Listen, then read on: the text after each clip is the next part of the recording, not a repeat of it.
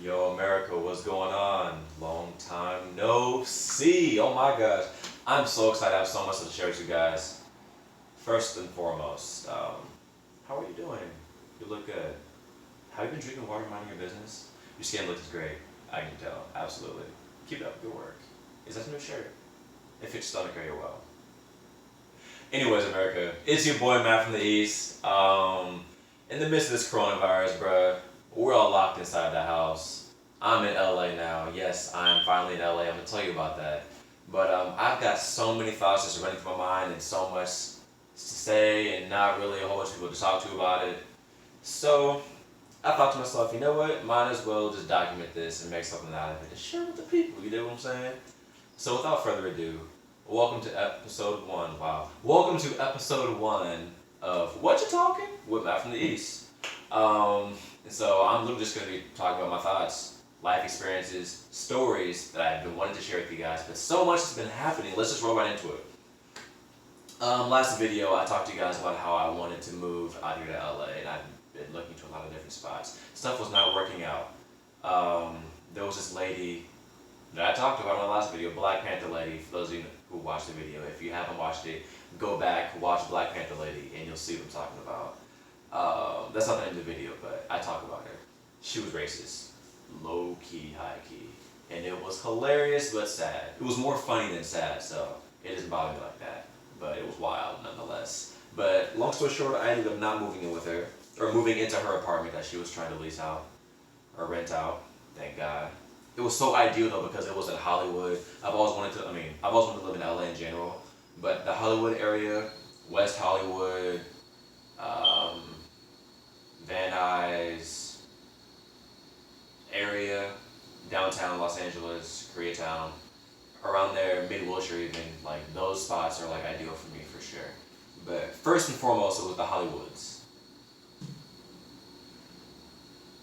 First and foremost, it was the Hollywoods, right?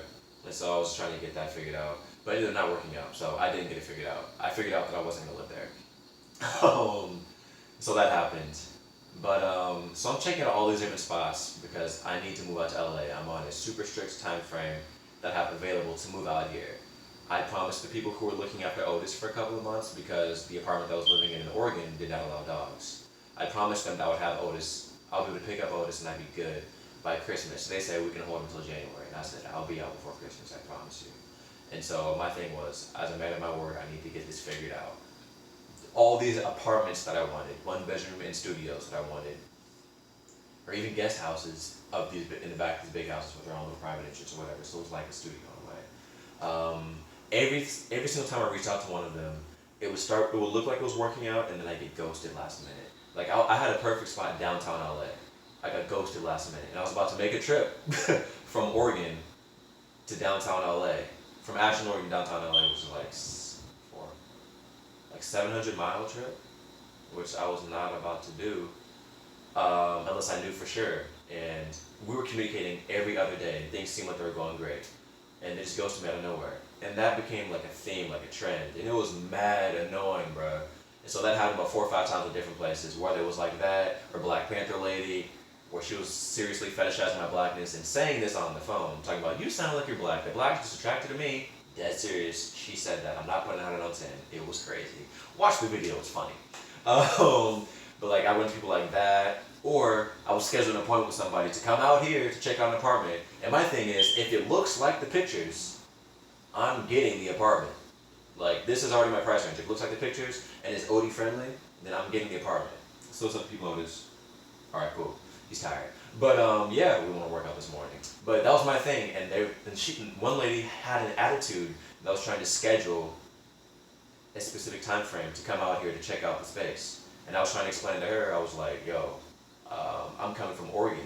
I'm 8 miles north of you. I need to know that if I come out here at 12:30 in the afternoon, that you will be here. Because I have other meetings that I'm going to set up in addition to this one. And even if I didn't, I'm driving all the way from Oregon out here, like I need to know. And she just had an attitude. And so stuff like that kept happening, and it was frustrating, or people changing numbers. The space would get taken just like that. And so I was not running into any luck. The last place on my list of places to check out though was the place I actually just moved out of. I have my own studio now. Thank God, I just moved here yesterday. But the space that I just moved out of, though, it was a house. It's right next door. That's what you pointed over there. I moved out of a 6-bedroom house and into my own studio apartment, and it was an experience. It was an experience for sure. My thing was, is Otis gonna be comfortable here? Because that for me was most important. Like, yes, it's in my price range, but is Otis gonna be comfortable here?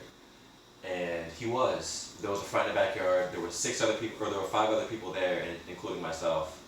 Or not including myself, there were 5 other people there. I'm sorry. There was a front and backyard, and there was another dog. And so I was like, okay, he's gonna be comfortable. I can put up with whatever's going on here. Now, mind you, in the initial Craigslist ad, it advertised my room as incredibly spacious Koreatown luxury master bedroom in Koreatown home of 6 bedrooms, beautifully spacious front and backyard, a semi-private restroom right next to the bedroom, saying all the stuff that you want to hear, right? And based off of the pictures, I'm looking like, oh, this is fire. Like, okay, like it's a little hood house, you know, but the bedroom itself, fat. Restroom, huge. And it's semi-private. I'm sharing with like 1 or 2 other people. Bet. I come to visit the place. Everybody's on their best behavior, first of all. Second of all, I find out once I move in, it's not semi-private at all.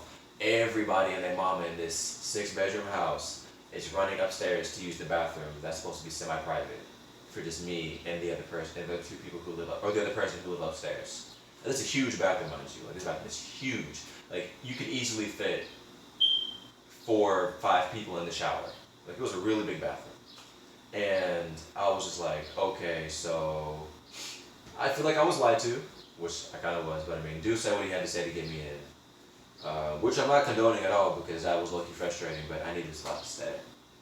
Room was high yellow. Like, literally, the room was like neon green, bro. Like, I low-key had a headache every time I walked in the room, but I was like, you know what, it's whatever.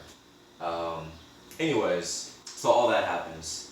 But since moving here and getting ready to move out of there, I realized I was going to slightly miss a space.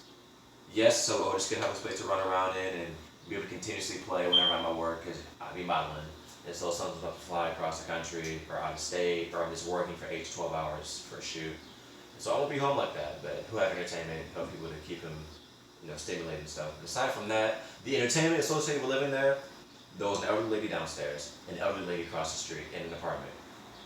Elderly lady downstairs who was right under me, she would walk outside. Elderly lady across the street, she would walk out her balcony, and they would just go at it. Not physically, they would just cuss each other out and yell at each other. And I realized this a few days ago, first time I saw it. And I wouldn't be home normally during quarantine like that. Like, I'd be gone, I'd play with Otis, I'd go to sleep, you know, or I'd be out of town, or we'd go somewhere. So I wasn't always home during the day to see this. But apparently this happens often. But they would just be going at it, just cussing each other out and yelling at each other. And at this moment, I realized, America, oh my gosh, when elderly people go at it, it's far more entertaining than when millennials go at it, you know, or Gen Z or whatever people younger than me are called. And I thought it was so funny. Like, no joke, insults went a little bit, actually exactly like this. You're a trash person. That's why your pussy stink. Yeah, I guess I'm gonna from way over here. Expletive. And it was so funny.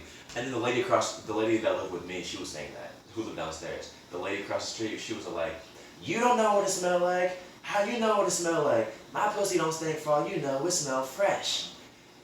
You dang hippie. Go back to Malibu. Yo, America, I kid you not. These are their exact words. I'm not putting 100 on 10.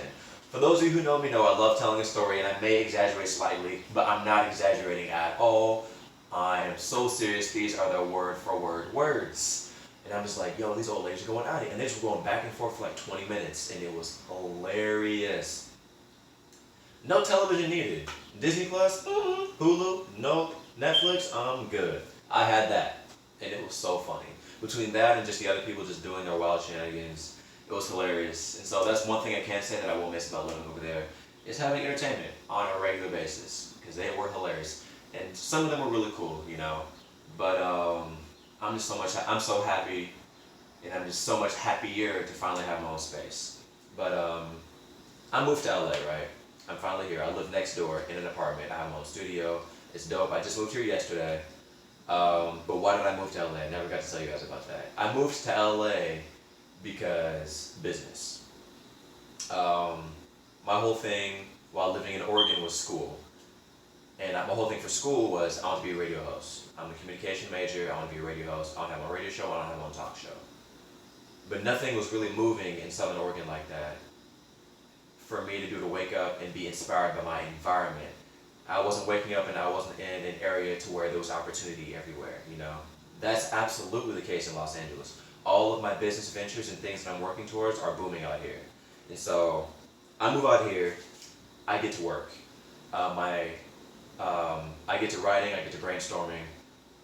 I'm currently now producing 3 podcasts, which are on my new channel called ELEZNN with my co-host, Jeff.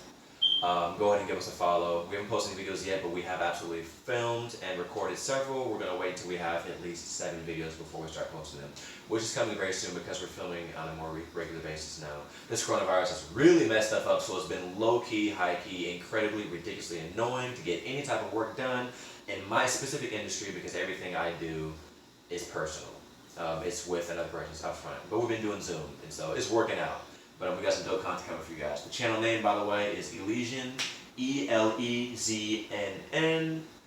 Go ahead and check us out on YouTube. I'll put the link down below, as well as on Instagram. Anyways, so I've been producing podcasts to get ready for my radio opportunities. So by the time my card is pulled for a radio opportunity, then I'm looking at me and be like, okay, well, during 2019, 2020, in the midst of that Rona, what you been doing, Playboy? I have something to show for it. So that's my thing with that. Aside from that, that's my business, or that's career. But other business, as far as why I wanted to move out here, other business ventures, modeling and acting. I don't know if I talked about it before, but I'm a model, and I'm moving slowly into acting as well. And I thoroughly enjoy it, right? And prior to moving to Los Angeles, I had representation. I currently have representation in Chicago, and I'm sorry, at the time I had representation in Chicago, and San Francisco, and Oregon. Southern Oregon. But I wanted representation in Los Angeles, and so I moved out here so that could also happen. When I first started modeling 3 years ago, I told my manager, 3.5 years ago now, I told my manager, I want to sign to ELEZNN, the biggest and baddest. If you don't know, they're one of the most reputable modeling agencies in the world. They're one of the biggest in the world. I think they're up there with like IMG and Storm. I don't know who else, but those are like the top, like IMG, ELEZNN, LA Models, Storm, like those are like the big heavy hitters up there, and ELEZNN is with them. And so my thing was like, I want to sign with the best, I want to sign with the baddest. Even before I knew anything about modeling, I knew who ELEZNN was. And so that was like a thing for me, absolutely. Exactly 3 years from that day, I signed to ELEZNN, which was ridiculous for me. It was such a mind-blowing moment, not because I didn't believe that it could happen, but because all of my hard work leading up to then absolutely paid off, you know. I've been wanting it for 3 years, and I've been working every single day as best as I could to be a model. To be a model that's eligible. I just kind of like fuse those model that's eligible. I kind of fuse those 3 words together. A model. To be a model that's able to be recognized and eligible to be able to work with an agency that's good enough to be represented by an agency such as ELEZNN. And so once I realized that I was that, you know, and I just had just a serious moment where I just had to be in my feelings for a minute. I was just like, wow, like God, this is actually happening, you know. My dreams are coming true, you know. Everything I've been working for within this industry is starting to slowly happen. And this is incredible. And since signing to them, I've been able to meet some dope people. And don't get me wrong, yes, I'm signed to ELEZNN, but I do not think I'm the top of the top, the dopest thing since sliced bread. I will be one day. My name will be up there with those people, but I have a lot of work to do, and I've been able to meet some really dope people in the industry, in addition to who are just signed to ELEZNN, you know, who are absolutely that good. You know, shout out to Valencia with LA Model, shout out to Sophia with ELEZNN, shout out to Stephen Harper with LA Model, shout out to Ivan, shout out to Micah with ELEZNN. Like, I met a lot of dope people. Shout out to Sister Tati, shoot. I met a lot of really dope people before moving out here, and once I moved out here, who are that good in my opinion, absolutely, and I've learned a lot of things from. some more than others, but I've absolutely learned something from each of these people. And they're all dope models. And I'm not saying that I feel like I'm at their level, but I now feel like that I've been able to be represented by an agency that sees me being able to be on their level.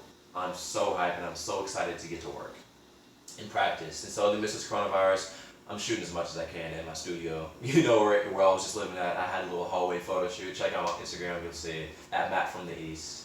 It was kind of funny, but it came out good. But anyways though, so that was just such a dope moment for me.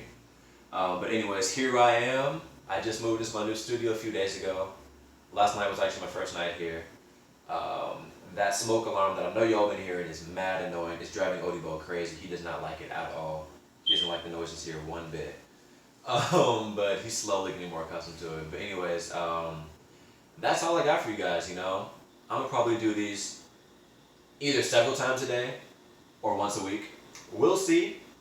But that's all I got for you guys. Thank you so much for tuning in to episode 1 of Whatcha Talking with Matt from the East. Feel free to check me out on all social media platforms. And when I say all social media platforms, I literally mean Instagram. At Matt from the East. MattFromthaeast. You know what it is, Matt from the East. That's my Instagram name. I'm mostly on Instagram. I have Snapchat, but I don't really use Snapchat like that. But yeah, check your boy out. Thank you again. I'll be putting the link to my other YouTube channel that my production for my 3 shows I've been working on will be posted on. It's called ELEZNN. It will be in the link below, as well as my Instagram. Check them out. Alright, peace.